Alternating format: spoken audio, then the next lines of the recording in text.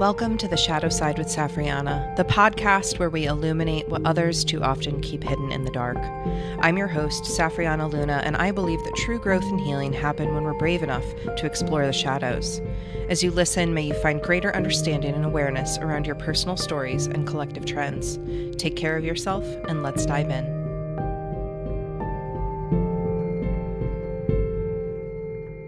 Welcome back, my friends, to another episode of The Shadow Side with Safriana. I am so delighted to be here with one of my new friends, Camille, we share a lot in common and just have a lot of similar worldviews. And so the first time I talked, I was like, we need to share some of our joint perspectives in a live show. So here we are. Welcome. So if you would be so kind as to introduce yourself, whatever you want to share about you today.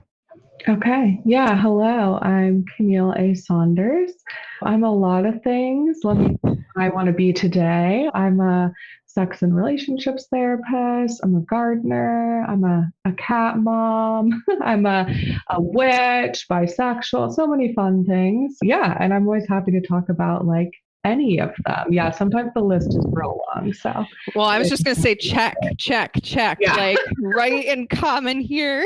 Yeah. Yep. Yeah. So what I love is that you are, we share this intersection of both being like sex and relationship therapists / guides, and that we have that clinical experience. We sort of have this very worldly view of things, and also this spiritual depth and view that isn't talked about as much. And part of what I was hoping we could talk about today, the episode title is The Season of Darkness, because right now we are entering winter.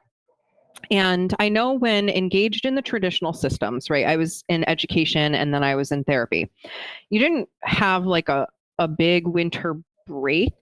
Like you took a week off, right? You had a little vacation and then it was back to the grind.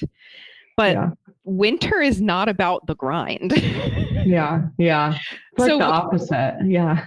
I'm just curious, like how this season impacts you, what you think about it, like how you approach it with clients, because I don't think we talk about the seasons nearly enough. Yeah. It's very interesting because, I feel like almost as a therapist, this time of year is like busier, like at least after the holidays, like around this time, there's a lot, I feel like, of like deep stuff going on. Where I live in the Pacific Northwest, it's super dark physically, and it's super rainy and cold, like it gets in your bones. And so I think of it, I try to think of it now as like a hibernation time, which has helped me kind of embrace parts of that. But I agree, in sort of the systems I've been a part of, I feel like there's almost this like grind, especially to take time off, right? I think oftentimes we really feel like, I'm going to take time off. Therefore, I have to like work twice as hard right beforehand or after to catch up or try to make time for that, which honestly just kind of like makes me sad because I think we all deserve time off. And I spend a lot of time still trying to go outside this time of year, usually at like 1 p.m. because it's pretty dark by 4 when I might normally take a walk. And the critters are out and about, but they're definitely also slowed down. I live near a river, so I see a lot of creatures kind of come back and forth. And it's interesting. They also sort of act this kind of like frantic energy to prepare for winter when there's less food for them.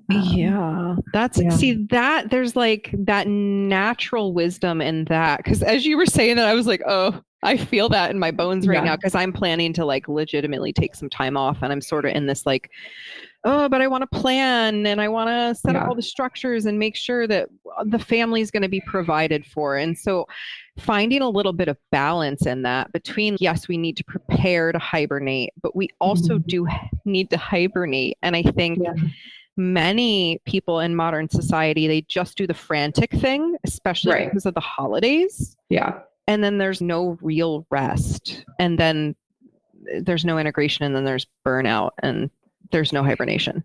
Yeah, yeah. And I think we've all like had those times off, even on vacations where it feels like when you get back, you need a vacation from your vacation, where you went so hard, or right, it was just so fun or high energy or draining, perhaps being around like a lot of people, where it's almost like, oh yeah, where is that like integration time? Right. I Mhm. think for me, I think with clients, what I try to sort of talk about, where is your reflective integration time, or where like we're being a little bit kinder with ourselves, knowing that, right, like being around family can sometimes bring up a lot of stuff, just being in darker weather and colder, it really affects a lot of people. I try to talk to all of my clients about like how they're affected Mm. by the physical darkness, and then also, right, that like sort of grief I feel like often comes up this time of year too. That can feel, I think for some people,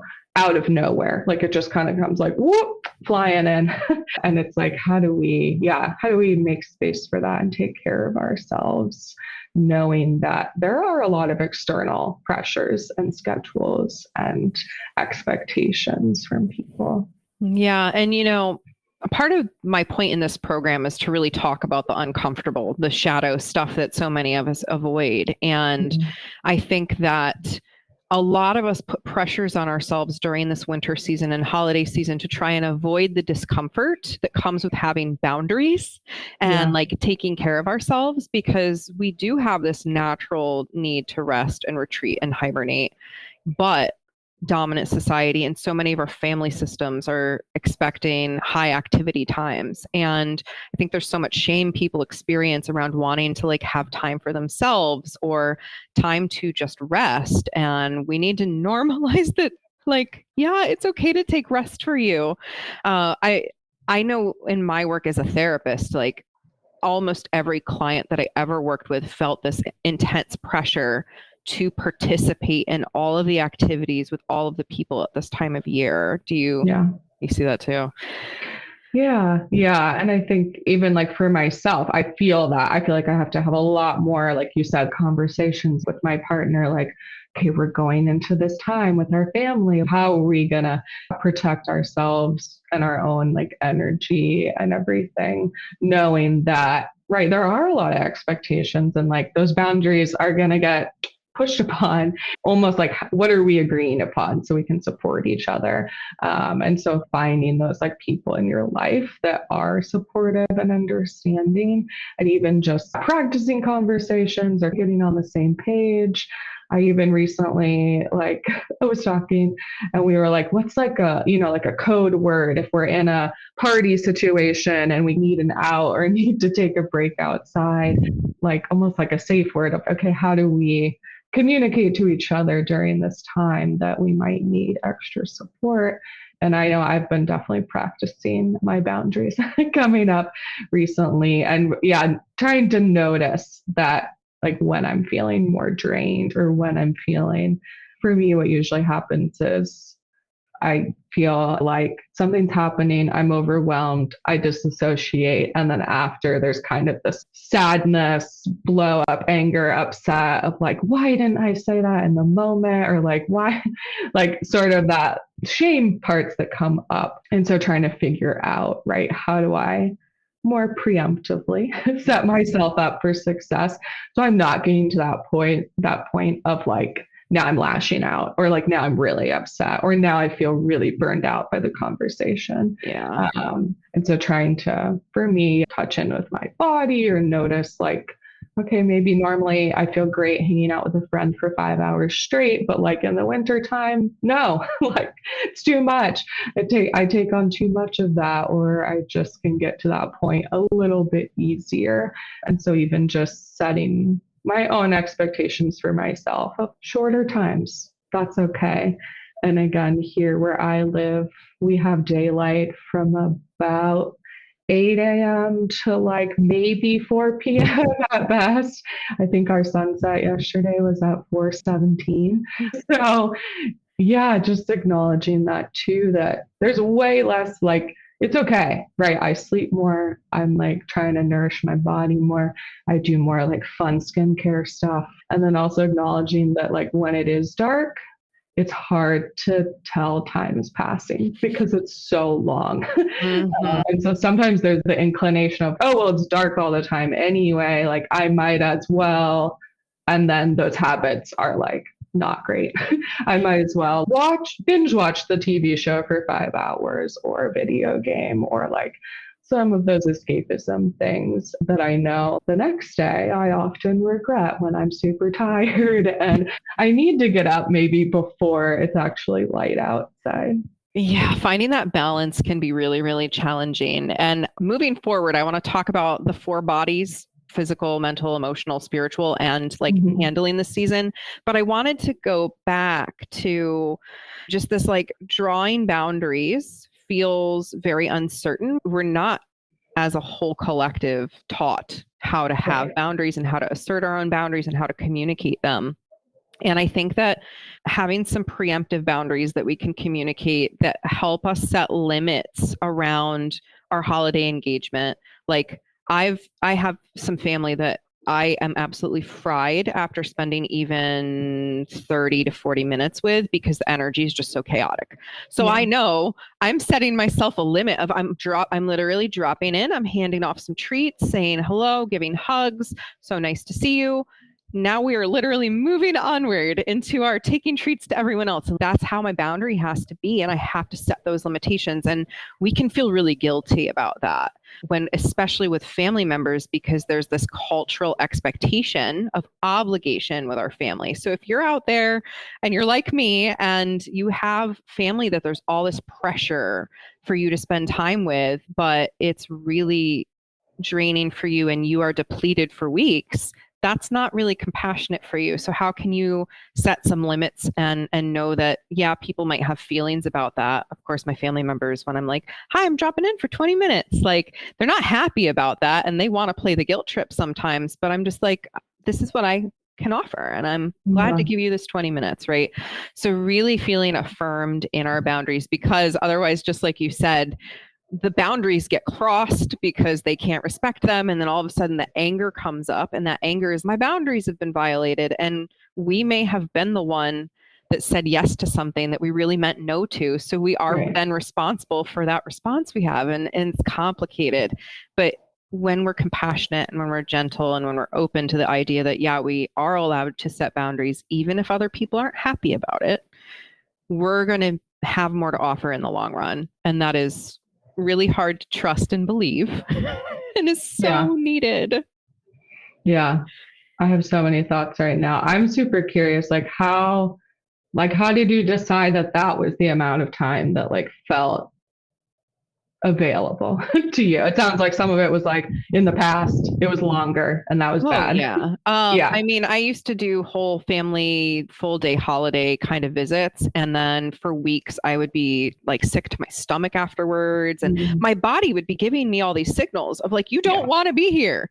Right. Yeah. And this is draining to you. And I just felt that I was obligated. I had to go. So over the years, I started to pull back, and I started to notice even having 3-4 hours could be too much. Yeah.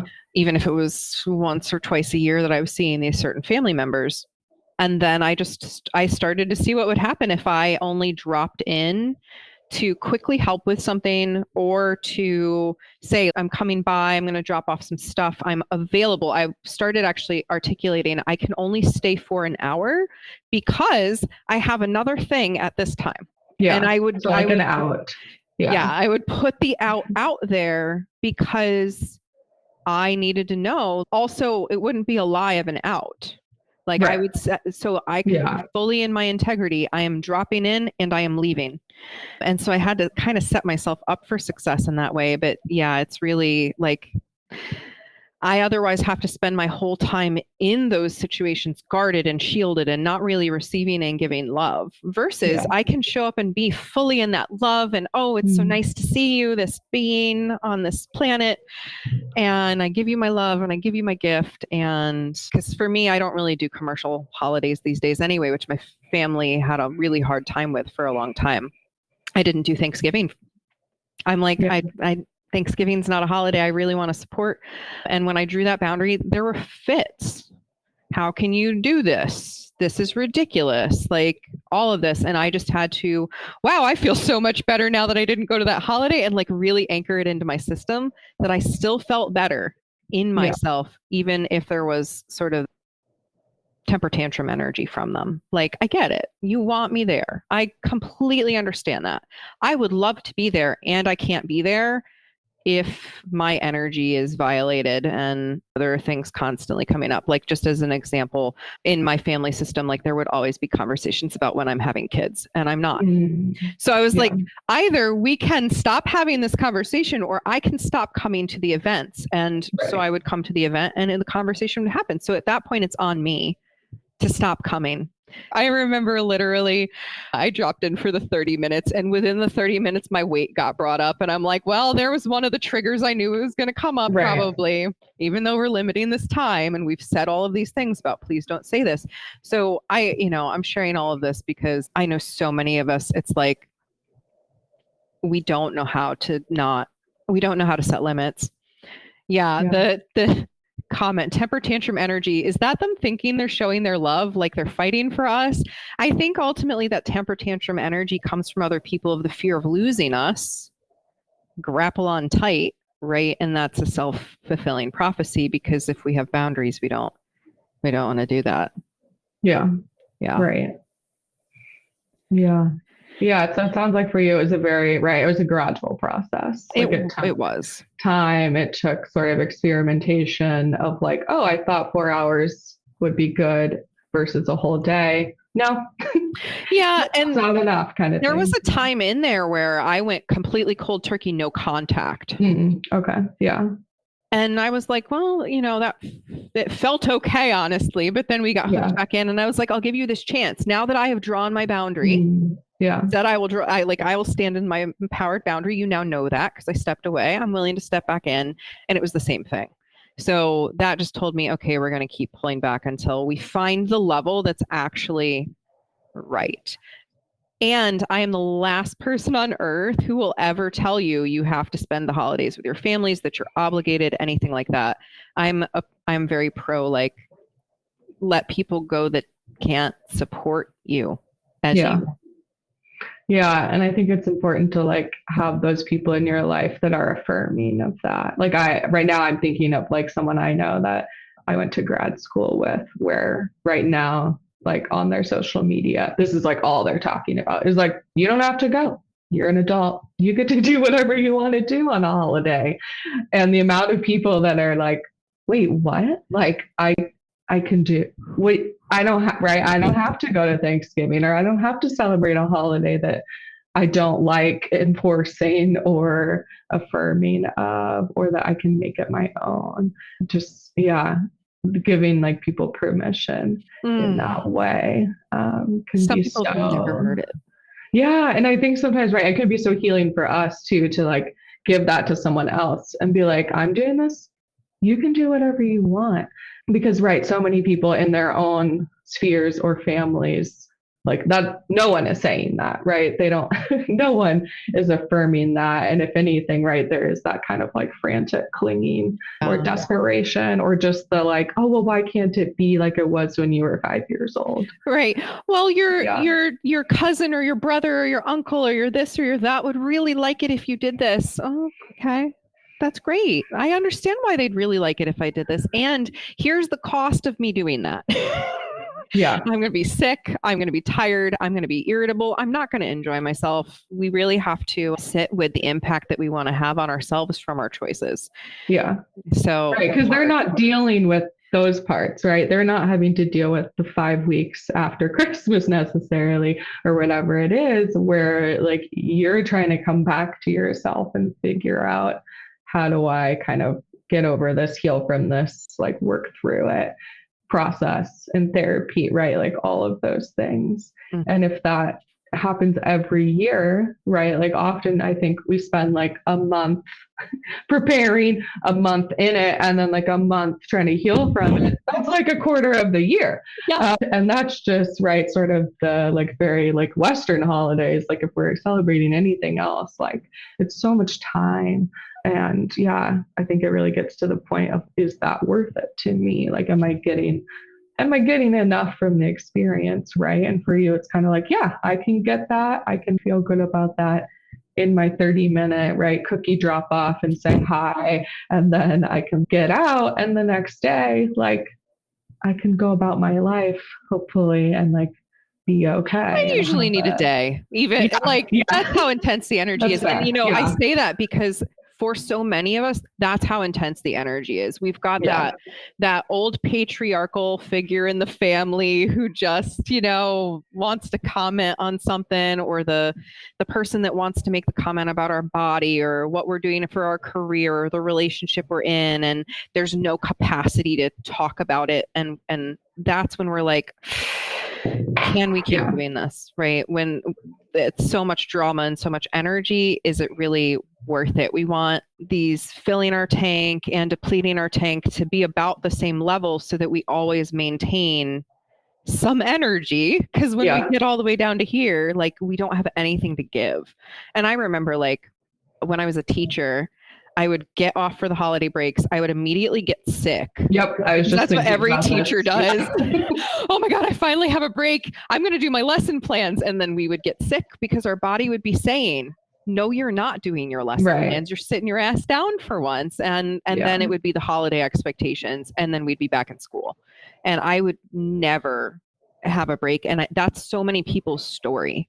And I'm just here to, like, break that with a hammer, just smash to pieces. Like, winter is about rest. Winter is about retreating within. So let's look at it from, this physical, mental, emotional, spiritual lens. The physical lens, like, there's less sunlight out. I can't believe it's dark at like 4:15-ish there, because here I feel like it's been about 5, but I don't know, maybe I need to pay more attention. But I'm on East Coast and I don't know. Yeah. Yeah, and I'm pretty far north in Washington State, and that's something I've realized too, is just that, oh yeah, no, it is worse here than in other places, even in the US, even when you are north, and depending on your time zone too. Yeah, definitely. And here, I mean, where I live, pretty much everyone, so I have a lamp over here. If I had it off using daylight, you would not be able to see me. So I have a SAD lamp, so a seasonal affective disorder lamp, which a lot of people have here and basically use all day throughout winter. Everyone takes their extra vitamin D because we're not getting that outside. Sometimes, usually more around the new year, I start to just keep doing things outside again, as a gardener, hiker, person that's into wildlife. I like being able to continue spending time outside, but I feel like I have to have a buddy to do that because it's just so hard. It's so hard to make myself do it. And then usually when I'm out there, I'm like, oh yeah, this is nice. Almost like embracing the level of light that you do have. So I said, taking my pre or post lunch walk around the neighborhood to just be like, oh, right, okay, we do have daylight. No, it's not light at 5 or 6, but also where I live, truly we get about 15 hours of daylight in the summer. So we have that huge swing, kind of like how Alaska, where in the summer, as a therapist, it cracks me up because people literally will be like, I don't know what it is. I'm not doing anything differently, but I just feel so good. And I'm like, it's the sun. It's the sun. Every client, the same day, the first day the sun really comes out. I just feel so great. And I don't know what it is. And it's really helped me to be right, there is the seasonal part of our lives that even though we don't necessarily act that way in our workplace a lot of the time, it really affects people. That's okay. So I also allow myself in the summer to not sleep as much and spend a lot of, I'll stay out till 10, 11, kayaking and stuff like that on the water and then staying out. Whereas in the winter, last night, I'm pretty sure I ate dinner at 5:15 because it was already dark. Yeah, I got I'm hungry. That's another thing, right? Getting your extra calories and your warmth in winter. I have chickens for eggs in my backyard, and they're very affected by the light. They don't They don't lay as many eggs when it's dark. They also eat way more. Like, again, it's that like part of us where I'm like, oh yeah, we're animals. Like, Yes. it's okay to eat more in winter. Like, yes, your body might be affected. Yes, maybe sugar is not like the one thing we should be eating more of, which is often what's available. But also, no shame, eat whatever you need to eat to like stay, happy and alive, because it's hard. And like I said, like when I watch the critters outside, yeah, they're preparing for winter. They're digging all their nuts in the ground and they're eating like weird plants in my yard that they wouldn't normally eat because there's not a lot else available.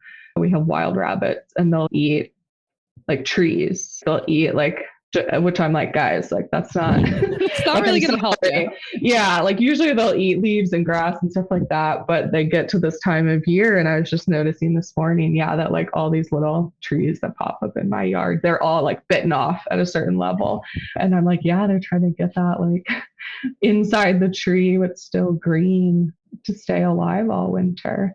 And I think, sometimes if we viewed ourselves that way a little more, we would, again, be able to be a little bit kinder to ourselves when things just feel harder at this time of year. There's this, so much of what I've done since I've stopped practicing as a therapist. I'm not currently seeing clients as a therapist, but is this seasonal rhythm piece. Like I've been talking about it everywhere that I possibly can and writing about it, and how I work with clients now literally has a seasonal framework no matter what time of year we do it. And this winter is really like the most misunderstood season. And it's because of this commercialism, I think. But yeah, I love the tips that you gave, taking that vitamin D, if you have that lamp, making sure you're getting outside for just like a little bit of time. It was cold here this morning, but I wanted to do an earth meditation and it was only 4 minutes long. I was like, I can brave the cold for 4 minutes. Let me put my bundle up anyway and go outside and look at the trees while I do this meditation. Like, little bite-sized pieces of nature are still super important to get. And I love that you have that like time of day where you do know the sun is highest and you can get that light some more. So physical, emotionally, how are we impacted during the season? Well, we've already talked a lot about the family stress and the chaos that can come out of this time of year when it comes to obligations, but what emotionally do you see as being kind of the impact of this season other than that? Yeah, I think, a lot about like grief. I think that comes up a lot. I still sort of reluctantly finally took down my like Halloween Samhain decorations on like, I think by the time it was December, but like it was pretty long. And to me, it still feels like that energy is still around where we have this greater connection with ancestors, with people that have passed, I had a cat pass, which I put her on my little ancestor altar to just kind of like think about her and connect with her a bit more this time of year. And I think a lot of that for me is, having ways to like, doesn't have to be, but to collectively grieve is so helpful, because I think also the other thing that comes up emotionally this time of year is isolation, right? I think sometimes the weather can kind of like, the cold can lead us into that place, or just emotionally, like everything feels a bit raw. And so sometimes like one of the coping strategies we decide upon is like, oh no, I'm just going to like distance myself because I don't really want to, I don't feel great, or I don't really want to like talk about that right now. Yeah, I know for me, just like kind of, again, like being kind to myself also looks like allowing for that great range of emotions that I feel also come up. Because really some people, I think, also love the holidays. Like they love the lights, they love the gifts, they love like the shiny brightness of this time of year in a lot of other ways. And I think you kind of have to figure out like what's helpful to you. And sometimes like maybe being around those people can be like, no, thank you. Right? It can be overwhelming, or it can just feel like I don't feel that way. And so now I'm like judging how I'm showing up. So yeah, I think to kind of go back to the emotional side of it is maybe a more reflective time to figure out what you need, right? Mm-hmm. And just like, again, a little more grace around, you're probably going to have a lot of highs and lows, and that's okay. And trying to have support for yourself and people in your life that are able to help you hold that, whether it's grief or just a larger emotional range right now, can just be really soothing. Like I know for myself, it's just what is soothing this time of year. And then also being mindful about what's soothing in the moment and what's soothing long term, because sometimes those are the same. And then I know sometimes my particular coping strategies feel great in the moment. And then later I'm like, maybe it's not the best to do like long term, right, for my mental and emotional health. Yeah. I feel like this time of year, I go through chapters in my year or seasons in my year where like I will binge an entire story-rich video game that's like hundreds of hours. But if I did that all year, I would have no time to do anything but that. So yeah, like honoring the rhythms of what supports you. I love that you mentioned in this emotional piece, we've talked a lot about some of us, the holiday is really challenging, right? That obligation, that heaviness, like we might have family of origin memories that aren't great, that get triggered this time of year. So like a lot of emotional complication plus the literal depression we can feel from not getting that sunlight and that physical stuff.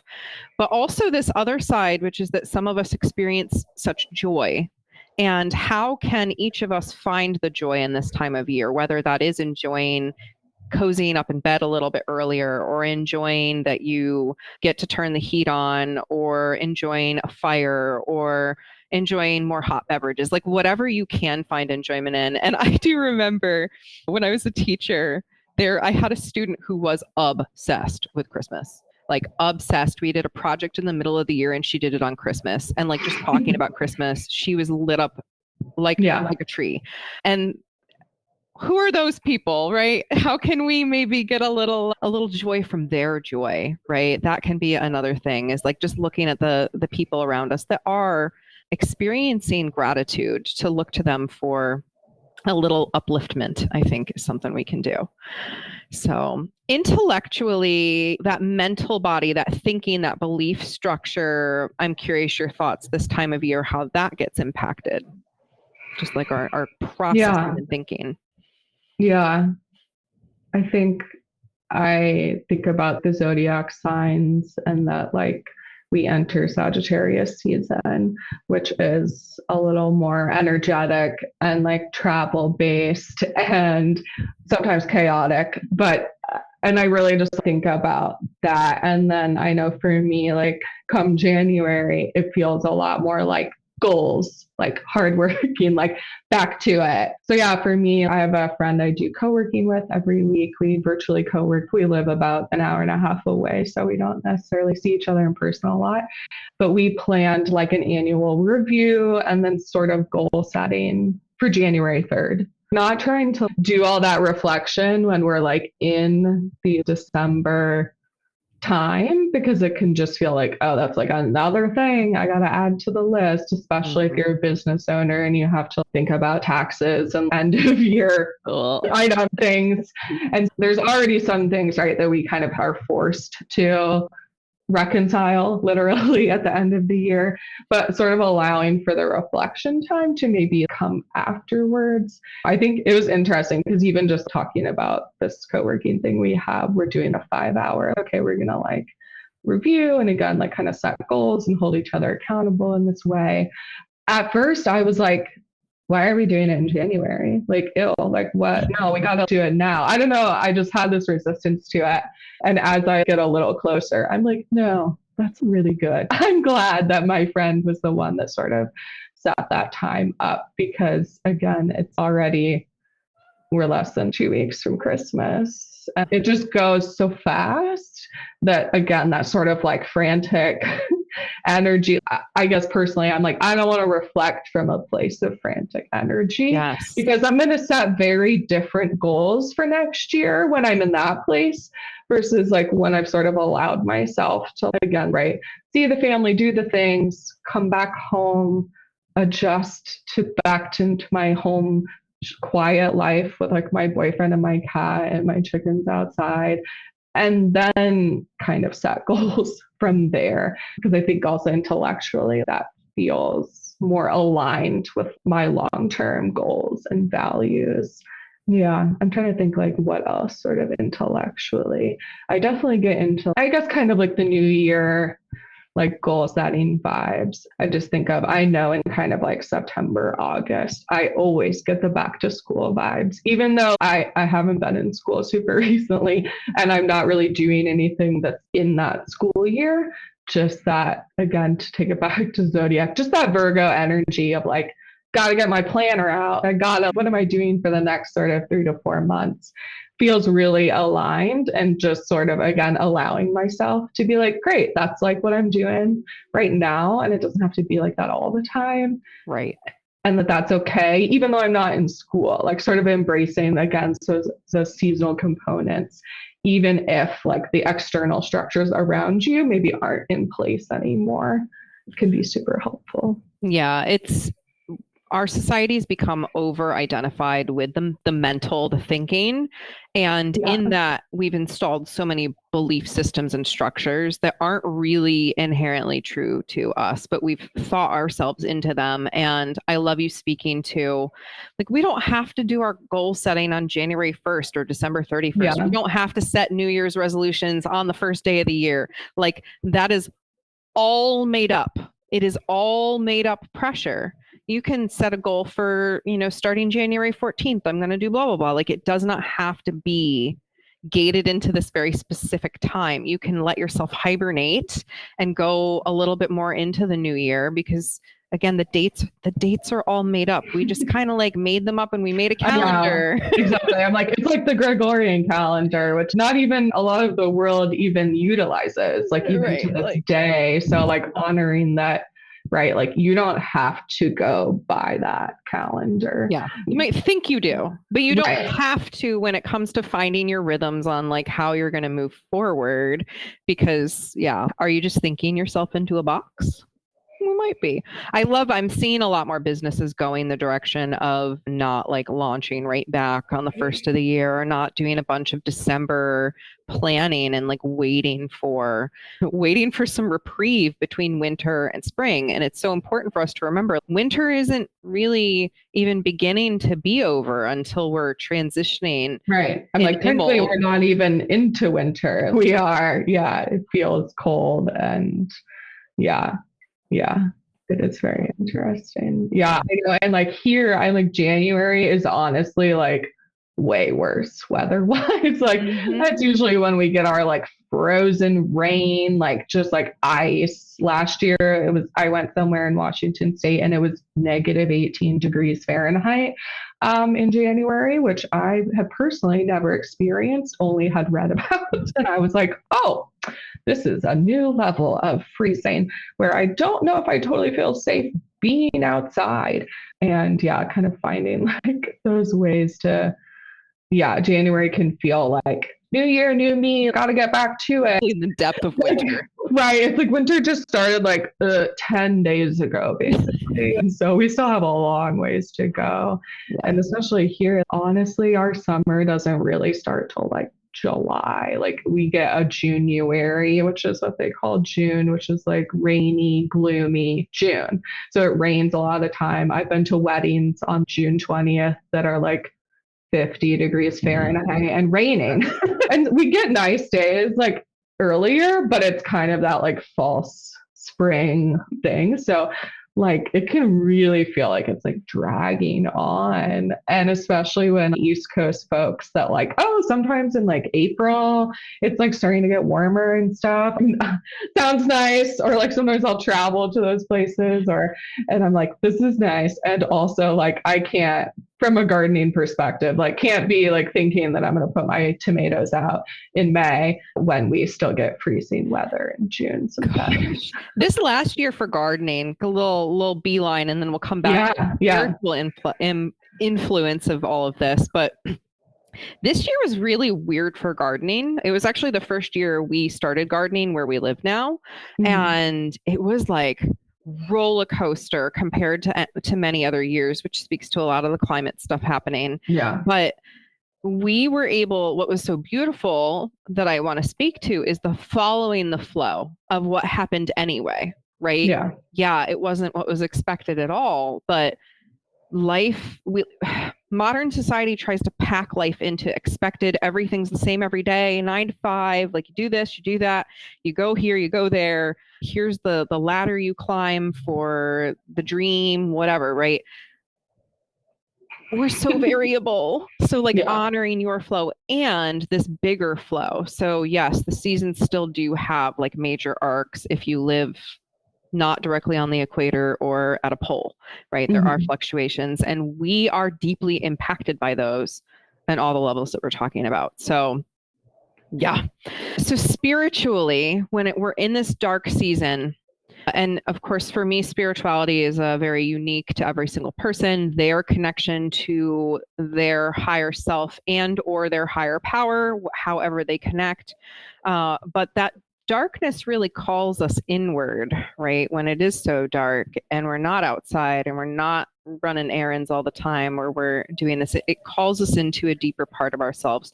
So I'm curious what observations you have around like your own spirituality, clients, the collective when it comes to this time of year. Yeah. Yeah, I'm almost right now thinking about, is this why the holidays can feel like so much? Is just because I've been having like very vivid dreams, like where I'm like writing it. I like wake up in the night and write it down. And then in the morning, I like have no recollection. And I'm like, fascinating that I had that and wrote that down. Very cool. Where it's almost, I feel this like connection to spirit, divine, like getting downloads kind of thing that, like you said, like feels like this very kind of like internal world. And I know for me personally, right, like I also generally have to or choose to spend less time on social media, spend less time in a lot of those crowded, energetic situations. And I almost am having this right now, is that part of why it can feel so draining? It's maybe because I do feel like a bit more connected to spirit at this time of year. And when I'm around other people or kind of in that like comparison, energy, grossness, sometimes like it can really just make me very judgmental of myself, or like, again, right, sort of the like, am I doing the things I said I was going to do? Did I get everything done this year that I said I was going to do in January, right? Some of that like reflective parts that can feel more shadowy, right? Where we get a little like critical. So I guess for me, that's sort of what shows up. I know generally I'm picking up my tarot cards more. I'm definitely lighting more candles. Like I try to light a lot of candles at this time of year. Yeah. Not to fight the darkness, but at least for me, it's sort of more like embracing the duality that normally comes up. I'd say I get a lot of more fun lights out. I'm turning on my lava lamp and my little twinkle lights and candles and stuff to just, kind of feel more cozy. And I'm trying to think, spiritually cozy for me also sometimes looks like picking up those books again, or just things that maybe I've set aside in kind of the busier season of life or business or whatever it is. And I just find myself like a little more receptive and sometimes a little more like academic or intellectually available to take in some of that. Or I feel like I get deeper insights at this time of year if I kind of make space for that to happen. Yeah. I love that. That really, because it is this more hibernation, slow down time, if we're honoring the rhythm. Right. If we're not, Yeah. But when we're really honoring that rhythm and doing the slowdown, it does. I found myself picking up a self-development-y book the other day that I've had no interest until literally the other day. And I'm like, it might be time to pick that back up. But I view, this 3D realm where we're living as sort of the light. It's like what we can see. And the 5D is the shadow. It's what we can't see, but we can shine a light into through consciousness, right? And so symbolically looking at this time of year, even with like the Christmas lights or the string lights, the candles, all of that kind of represents bringing light into the darkness, which is what we're doing when we're self-reflecting and going within or connecting to spirit, is we're bringing light into that other dimensional spiritual space of awareness. And so, yeah, I love everything that you shared. And I think it's like a major invitation to us to figure out what gives us the capacity to go inward, what we like to do to go inward, whether that's journaling or reading the self-development book or just like lighting the candle and taking a breath and having a moment of gratitude, whatever it might be, to have that connection with that higher self, that spirit, and that acknowledgement of the things we can't see, right? As witchy people, we know the veil. We've heard that term, Right. veil. And when it's dark, right, that veil is not as thick because we literally are more in the shadow than we're used to. So there's so much wisdom and symbolism in this time of year. And that can be something that we can do spiritually, is explore the symbolism we're impacted by at this time of year.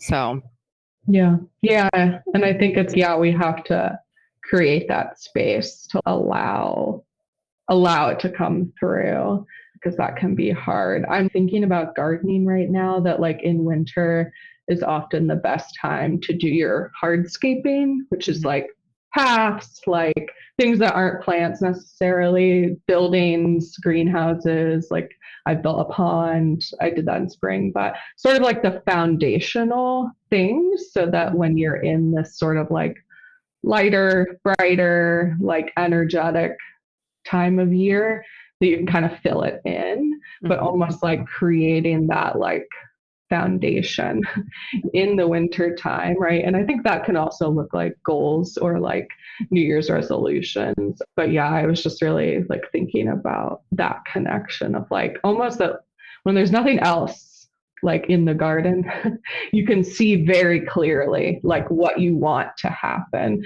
or what might be missing or what you want to add, because there's not this other clutter to visually distract or whatever it might be. Yeah. I love that. Yes. Like just thinking about my garden right now, you're exactly right. Like it's everything's dying away. So you can really see the base that's there. This is a great time to revisit your foundations and reflect inwardly about them. And if you set those resolutions, just a reminder, you don't have to be on day one of the new year. It can be, I'm setting a goal this spring, I'm going to do this. And then you're building the foundations, the runway to get you there slowly over time, instead of frantic panic energy of like, I need to be perfect. And I think that if we were to really speak to the shadow side of this time of year, I think so many people strive for perfection in interactions and in holidays and in vacations. And so letting go of that perfectionism and just being with, where am I grateful? Where can I have my boundaries? Where can I go within more, revisit, revise, refine for next year, daydream, brainstorm, but not like be fully in the action all the time. That's what this time of year is really calling us to. So anything else you want to say on that? I don't think so. Yeah, I definitely, the perfectionism, I think, is right on the money of of sort of like that can be almost like the shadow side, like you said, of this time of year, where especially just when we have that nostalgia about what holidays used to be or look like or feel like, it can be so hard to not just push for that feeling.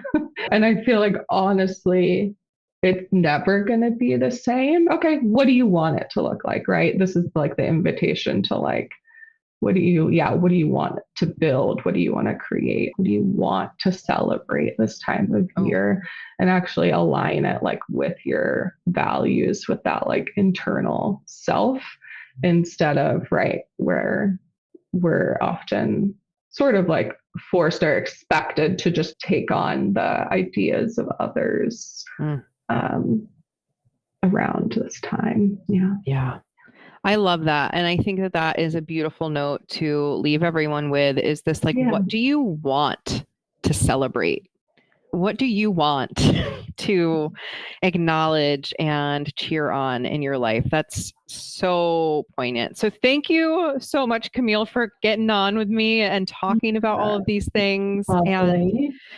And whatever your experiences, my friends, of this season, know that we're cheering you on in walking your values, right? Embodying your boundaries and taking care of yourself, because that's what we're here to do, is gently take care of ourselves so that we have the capacity to be in relationship with others and, have community. So thank you again. It's been a pleasure. Yeah. Thanks so much for having me. All right, my friends. So until next time, I'll be back at some point, probably talking about the insurance system sometime soon. So that'll be fun. Wow. That brings us to the end of this conversation today. Thanks for being brave enough to walk in the shadows with me. If you found value in this episode, please consider subscribing to Shadowside with Safriana wherever you listen to your podcasts, and leave a review to help others find this space of transparency and expansion. You can also connect with me at safriana.com or livinglunas.com for more information. Until next time, know I'm loving you fiercely and cheering you on.